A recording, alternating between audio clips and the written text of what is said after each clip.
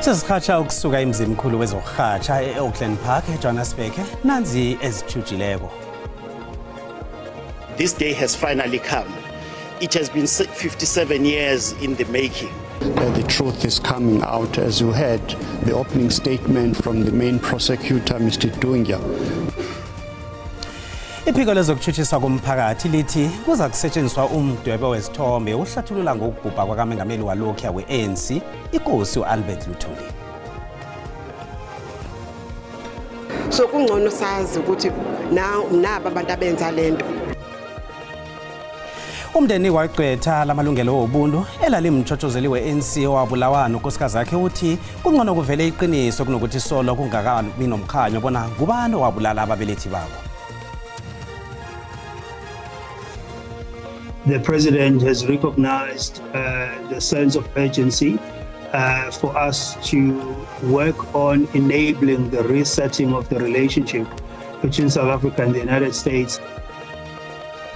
Umcebisi Jonas uthokoze umengameli uCyril Ramaphosa ngokumthemba bona abe amnikele isikhundla sokuba sithunywa esikhethekileko seSouth Africa eAmerica. The more Baba engage live Olwini, the more disciplined they are. Abantu abatsha bemalahleni ezinambeni eMpumalanga babheme bakholwa ngomdlalo webholo ebewubinge ukubasusa endleleni ubenze bakhalimeke begodu kuthuthuke namakhono wabo.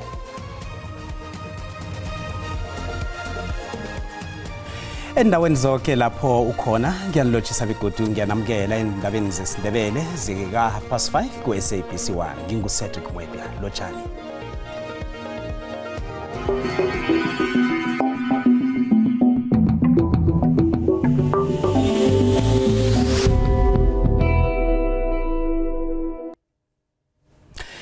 Iphiko lezokuthuthisa komphakathi lihlongoza ukwenza umdwebo wesithombe esakukhambisana nezehlakalo ezadosela ekubulaweni komlweli ikululeko inkosi uAlbert Luthuli.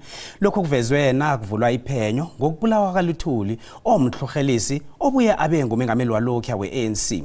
Umbuso ulindeleke ukubiza abofakazi abama-27 uzokutholisisa kuhle ukuthi kwenzekani mhlazana kwakubulawa inkosi uLuthuli.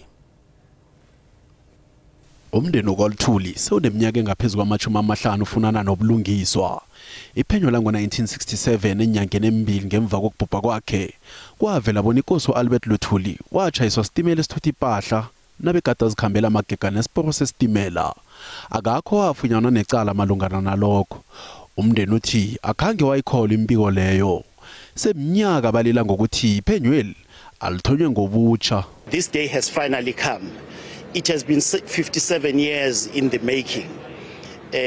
So one can imagine, particularly for the two surviving daughters who are 93 and 90 years old respectively, that more than half of their lives they have lived not knowing exactly what happened to their father. I-ANC iphenyweni lizokuvumbulula konke kuvele echachalazi bona yabhubha njani inkosi uLuthuli. Banye abaholi be-ANC kubalwa kibo nomthindaniso wehlangano leKwaZulu-Natal uJeff Radebe kulindeleke bona bethule ubufakazi. It has been a long time coming, but here we are today for the first time in more than 57 years that the truth is coming out, as you heard the opening statement from the main prosecutor, Mr. Dunga, clearly outlining that really this was an assassination of the president of the ANC, Chief Albert Luthuli, in 1967. Iphenyweni lizokuraga bekube ngumkhayili. Ikhotho ephakemeko yePietermaritzburg ijamise kwesikhatshana ikambiso yokuvulwa ngobutsha kwecala lomtshotshozeli owayeliswana nebandlululo abuye beligqwetha lamalungelo obuntu uGriffiths Mxenge. Umxenge wabulawa ngesikhathi sebandlululo ngo-1981 kanti isidumbu sakhe satholakala eMlazi eThekwini sinamanceba okuhlatshwa.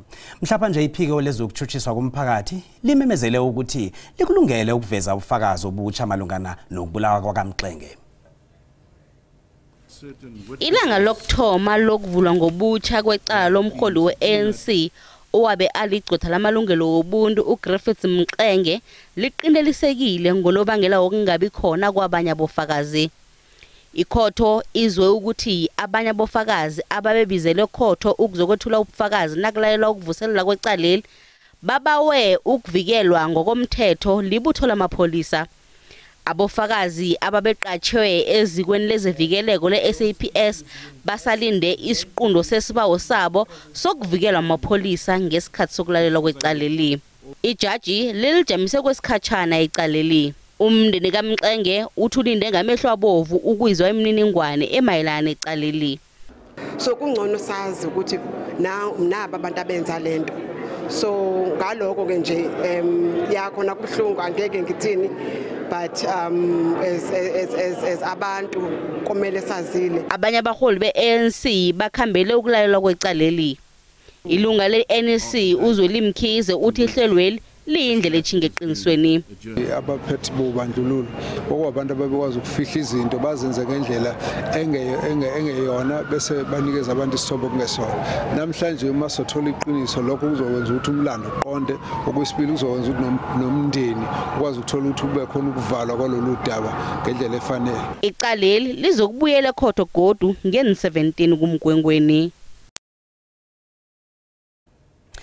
Isithunywa esikhethekileko esitsha se-America umcebisi Jonas uthokoze umengameli uCyril Ramaphosa ngokumthemba ngokumnikela isikhundla athe sinentshijilo zakhona.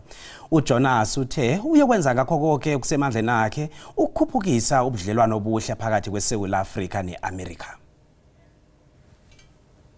UJonas uvumile ukuthi uyazibona kunentshijilo zakhona kulesi sikhundla.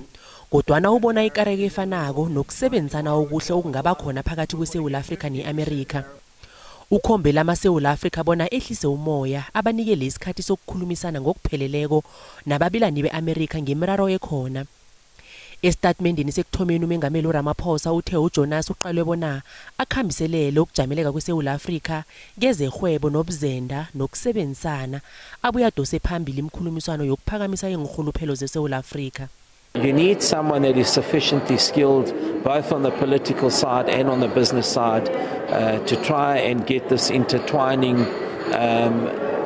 framed correctly so that we do present an attractive proposition to the United States. This is an appointment that's aimed at accelerating the level of engagements between ourselves and the United States. The President has recognized the sense of urgency for us to work on enabling the resetting of the relationship between South Africa and the United States. Amadorobho aziwa ngokudosa imvakashibukeli eMpumalanga sekaphila ngevalo ngenxa yokumayina ngokungemthetho. Izakhamuzi zikhombele uhulumende wesifunda bona andise amaziko wezomthetho azokulwa nezenzo eziphambana nokulunga. Bangaphezulu kwe150 abantu abamayina ngokungemthetho ababotshwe emapholisa ejimeni Operation Vala Umgodi ekuthomeni kwenyanga le. Idorobheli lihle lidosa amehlo kodwana imvakashibukeli azilibeki inyawo lapha. Endawo eziningi ezifaka hlangana amahotela zivaliwe. Lokhu njengoba abantu abamayina ngokungemthetho bamayina chachalazi bemba imgodi. Amabhizinisi nezakhamuzi bathwenyekile ngokufadalala kwedorobheli kanti izakhamuzi zithi seziphila ngokwesaba. Community iphila in fear. Baba chaba. So wonbala kibulela ka the Royal Hotel. Royal Hotel itswaleji. Izakhamuzi zithwenyekile zithi yakwenziwe kwanele ukulisana nalokhu begodwa zifuna bomthetho bangenelele.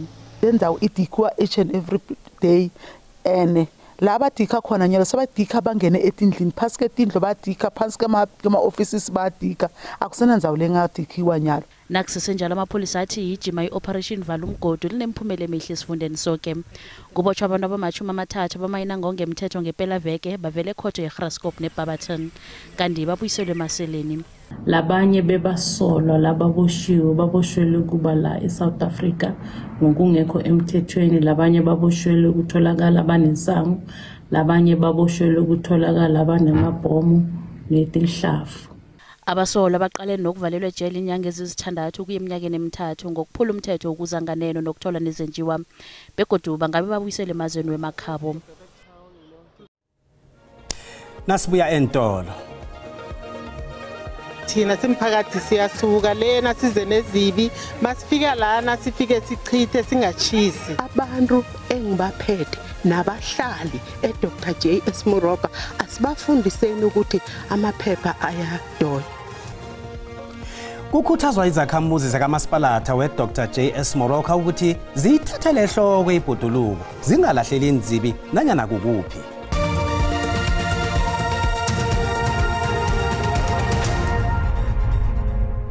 Sisaraka nendaba zesiNdebele nazikuphundile kuyazithola ku YouTube, SABC Plus, TikTok, X na ku Facebook. Asirage nazo.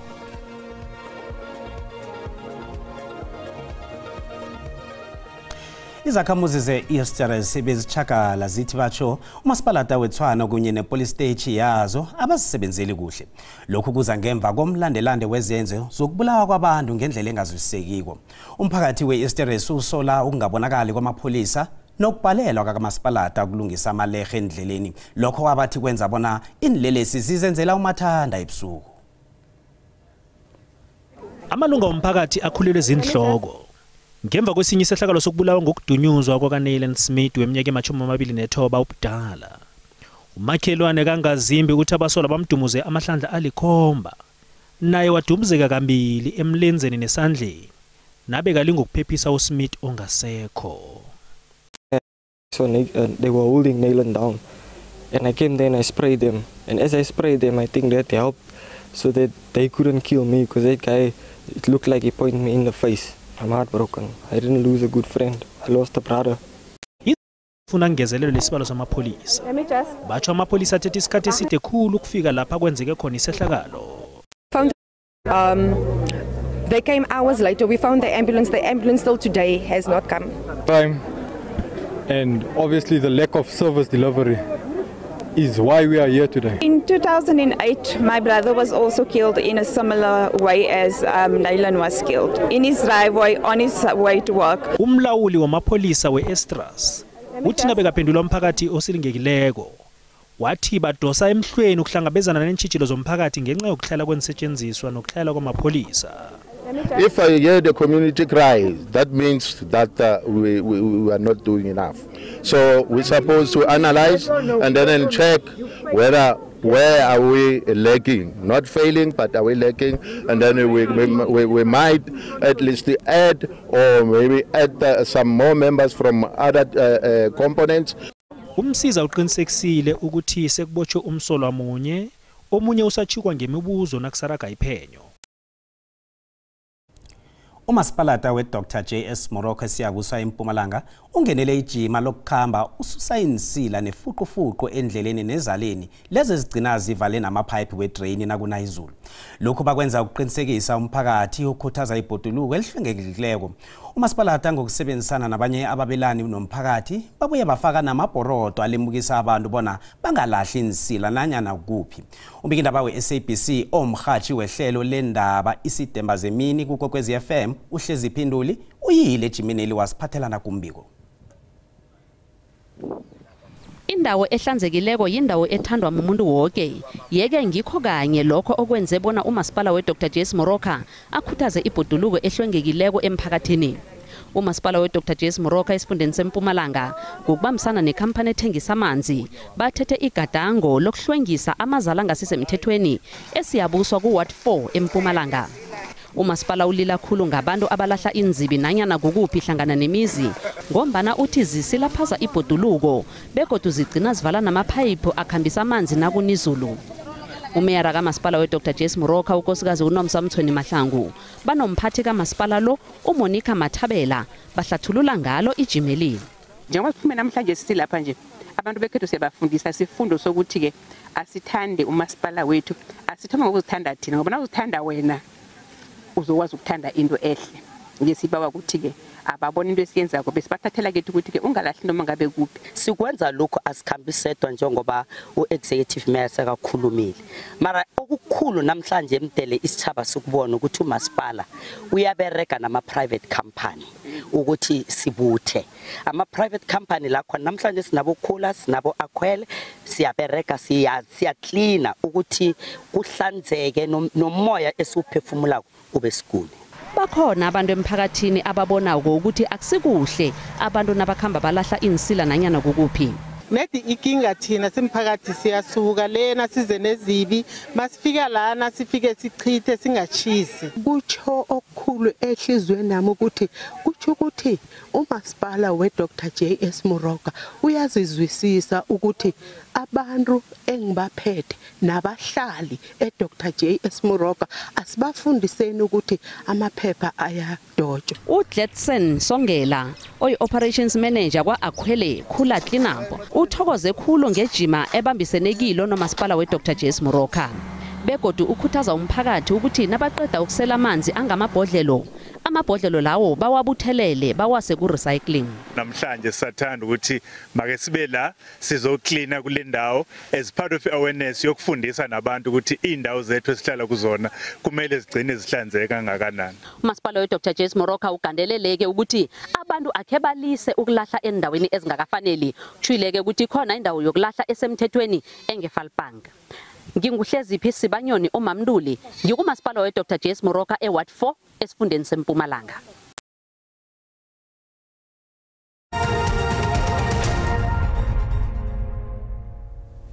Kezemali ranta liqinile nalinganisana nezinye imali ezikulu.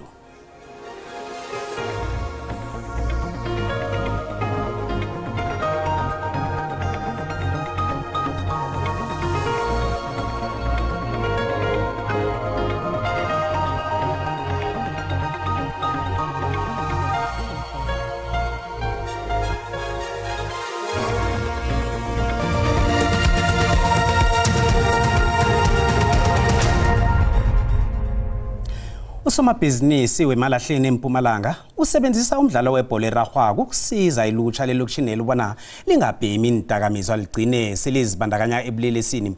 Abantu abaningi abatsha nabahlezi bangenzi litho bagcina bacabanga izinto eziphambana nokulunga. Isiqhema esinechude United esasungulwa ngusomabhizinisi Raymond Sinechude uSikhosana khathesi sizifumanele isikhundla eligini yendawo ngemva kokuthumba umdlalo wama-playoffs. Kanti umbiki indaba wethu Philemon Sikhosana kunye noSokhemeri uThabo Madilola basihlanganisele nakumbiko. Umdlalo webhola erarhwako lapha emalahleni ezinambeni usetshenziswa ukuqeda ukusetshenziswa kwendakamizwa.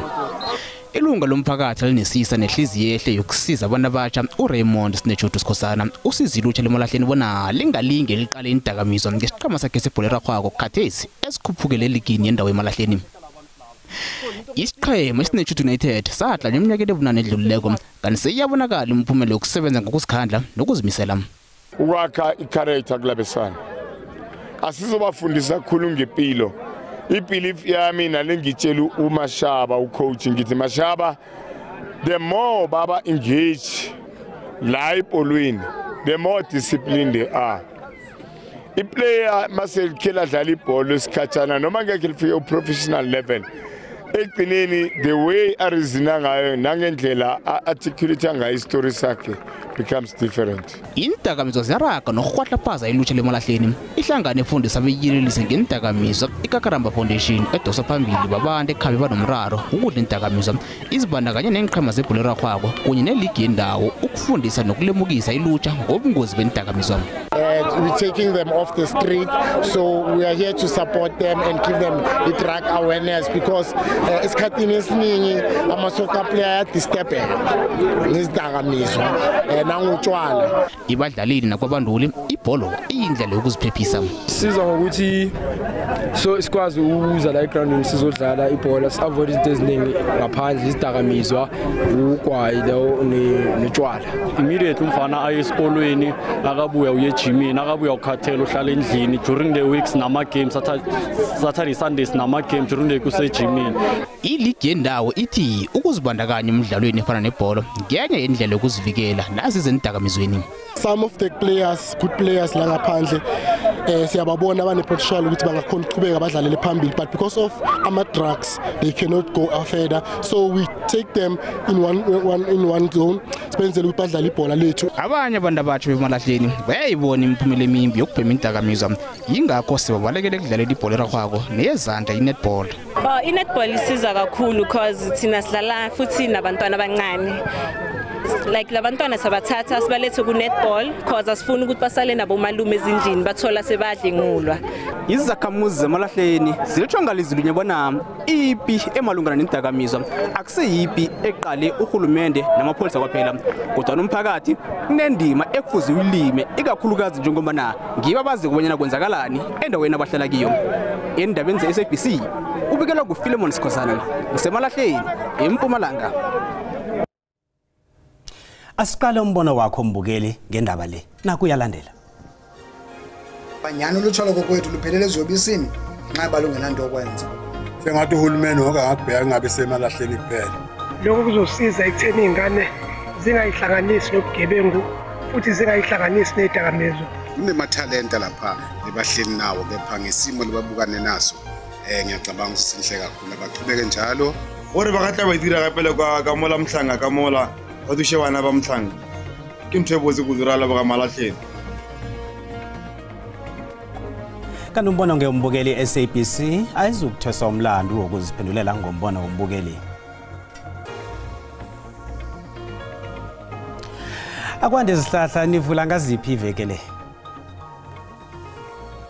Siyathokoza Cedric silotshisa umbukelo khona usekhaya hlangana nendaba esiziphetheko ke namhlanje kungomvulo esivula ngazo iveke okhabe ayikulu yamajaji enarheni le uRaymond Zondo uthi kwenze kuhle emakhethweni lesibuya kiwo ngomnyaka opheleleko kwangabi nehlangano ewathumbako yajameleka ngokwaneleko lapha eParliament uthi ke lokho kuzokusiza ukuthi laba abenzi bekohlakalo nabo bavele ngale kwalokho lubuyele khotho ephakemeko yalapha ePitori cala lokubulawa ukaSenzo Meyiwa unomndeni walapha esifundeni seTlhagwini Jingalanga ofuna impendulo batsho ke umndeni lo ufuna impendulo nje umntwana abo batsho kusolakala ungasuthi udle ukudla okuchefelekileko wagcina sele abhubhile ngizo ke indaba esiziphetheko namhlanje sithokoza ithuba.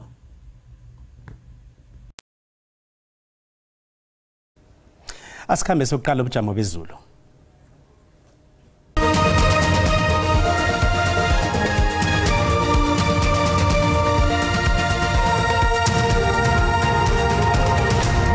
Loshane ekhaya ngomvulo lisibekele ngamafuke ngapha ngeKapa lodumo ukuthi ke ngapha ngeTlhagwini yePumalanga nesifunda sangePumalanga Kapa silibona linengi hle ngamathuba linganiselwa lapha ku80% ngapha ke ngeBloemfontein nge60% lisibekele ngamafu nangapha endaweni zangeGauteng kusasa silibona ke amazulu amathuba lawa we80% achinga kakhulu endaweni yangale ngakuboDurban kanti ke nangapha ke ngeFreystata kusesenjalo ukuthi ke iGauteng yona iwathole nge30% silemukiso ke lesisitholileko namhlanje si ngobusuku kanti ke kusasa lapho ke imjijo iduma kumbi endaweni zangale ezingePumalanga nenarha yeSouth Africa kanti ke nakamazinga okuchisa iGauteng ifuthumele nangemva kwamadina i25 eJohannesburg ePitori 26 eLimpopo sibona ke ithoma ipholile ngokuhamba kwesikhathi yachisa hle endaweni eziningi iThoyando iMusina nePhalaburwa nge31 eMpumalanga ibonakala ifuthumele nayo kamnandi ngemva kwamadina sibona lapha eMalahleni nge25 aboMiddelburg Mhlanga njalo iKwaZulu Natal ibonakala lapha ePietermaritzburg kumakhaza kakhulu eKokstad nangemva kwamadina nge13 degrees Celsius kanti ke lapha ePumalanga Kapa sibona ke ilipholile endaweni eziningi ukuthi ke lapha kuBokomani nakhona ngakumakhaza nemthatha nge17 nangemva kwamadina iJingalanga Kapa ke ibonakala ipholile endaweni eziningi iGeorge iLensburg kanti ke nezinye indawo sibona lapha ke kumakhazana iNorthern Cape ibonakala ifuthumele ipholile ke ezinye indawo kanti ke ngale ngesifundeni sangaleke ngeFreystata nangaleke ngeNorthwest nakhona ke kupholile kuye ngokufuthumala endaweni eziningi kubekusasa kodwa nangesikhathi silandela ukuthi do